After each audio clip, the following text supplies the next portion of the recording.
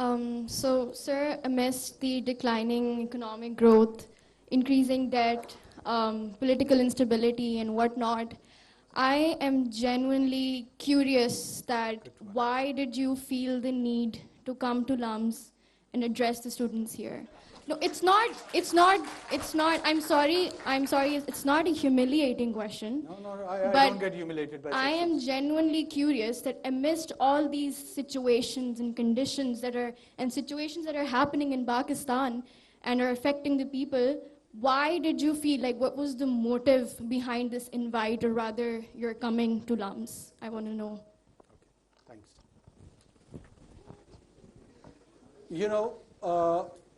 Not just like yourself, but I do get puzzled by all these challenges which we are in the midst of it. Political, social, economic, all of it. And on the top of that, I've got a role also to play to respond to all these challenges.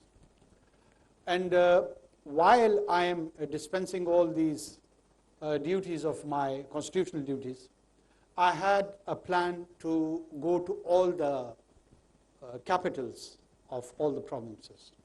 And Lahore was the last, unfortunately. I did not come to Punjab. I did come to Janawala when that incident occurred, but didn't come to Punjab's capital, Lahore. And when we were discussing my visit here in Lahore, the idea to come to LUMS fascinated me so much because I wanted to see that are there genuinely people in our generation who can take up to the challenges of all that in which I find myself in the midst as in a deep crisis. You also find yourself. Because when I come across other sections of the society, I at times am not that hopeful. Let me be very honest.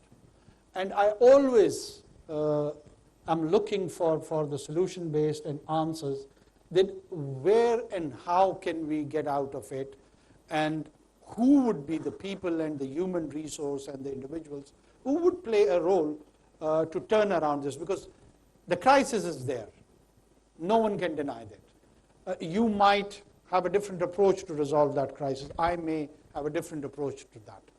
But we do need a kind of human resource and individuals who could be engineers of social change, who could be contributors towards the settlement of this crisis. And every nation and any nation has taken such paths. So where do we get our raw material? LUMS is one answer. IBA, another one. GIK, third one. And there are few others also. So this is one of the reasons that I was very much attracted towards the institution of LUMS. And I decided that I have to be here, and that's why I'm here. And I'm sorry if you are disappointed. Available, it's your choice.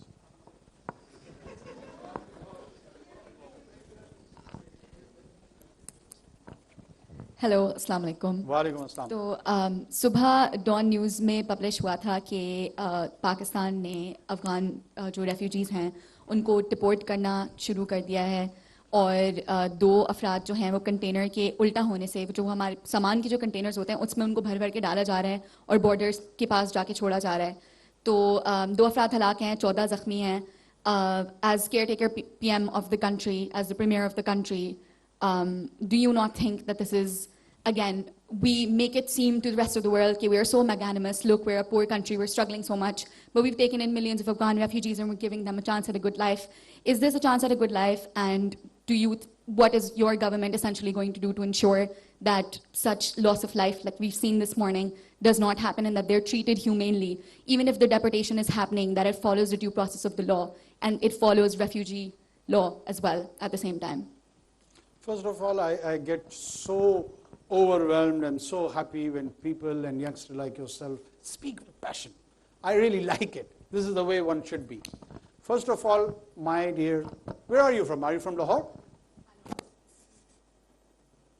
Where are you from, if I may ask? Karachi. Okay. First of all, we are not sending one single refugee to Afghanistan. This is the biggest skewed presentation of our policy, which I keep repeatedly explaining to the people in my cabinet, outside the cabinet, on the TV, and give it to her. I have to explain it to her like I do it to my cabinet colleagues. There are around 5 million Afghans on this soil for last 50 years, or 40 or 45 years. And there are 3 categories of those people. The one is registered Afghan refugee, whom we have got obligation according to 1951 Geneva Convention, which, by the way, was the product of Holocaust, and it was during, not during post-Second World War, when the Holocaust was happening in Germany. The Jews were running away, and they were trying to have asylum in different parts of the world. This 1951 Geneva Convention was designed by League of Nations and then adopted by United Nations. We are, by the way, not signatory to that convention, Pakistan as a state. Let me clarify that too. Without a signatory, we have entertained those refugees for 40, 45 years. And anyone who's registered with UNHCR and our authorities as a refugee and who's residing either in the camps or otherwise is not being sent back. This is not what we are doing. Then there are people, which is around 1 or 1.2 million, who are categorized as illegal aliens. They don't have any sort of documents. They don't have travel documents. They either are here, we don't know, maybe leading a prayer in a mosque, or engaging with a terrorist, or maybe with a drug lord, or maybe contributing as a nurse in some hospital. They're both categories, good and bad both. But we are not visible to that. We don't know. I don't know whether you are a good student or a poor student. But you are a student. That's all I know. So in my system, I don't have visibility on them, and there is a need which all the countries around the world do, including Afghanistan. If you attempt and if you try to go there without documents, without Pakistani passport, you will see what kind of experiment you get over there. They don't allow entry without documents. You have to have a visa, a travel document, but for them, they want to have it all free. So what we have done here, that we are trying to bring them into a system, and all these illegal aliens, phase-wise, we are sending them back, encouraging them to go voluntarily, or otherwise send them back. According to the law, there is law, Foreign Act is there, which empowers us that we send back any foreigner or alien who is not into our lawful system. Once they go back, they have all the right to come back. They are not perpetually banned from re-entering into Pakistan. If they want to come back, they should issue a travel document from their own country, go to our mission, get a visa from there, whether they want to come for studies, for business, for any other purpose, just tourist visa, whatever. They definitely can come. But we need a regulated moment and regime with our neighbor. We should have done it earlier. We are late, but we're going to do it now.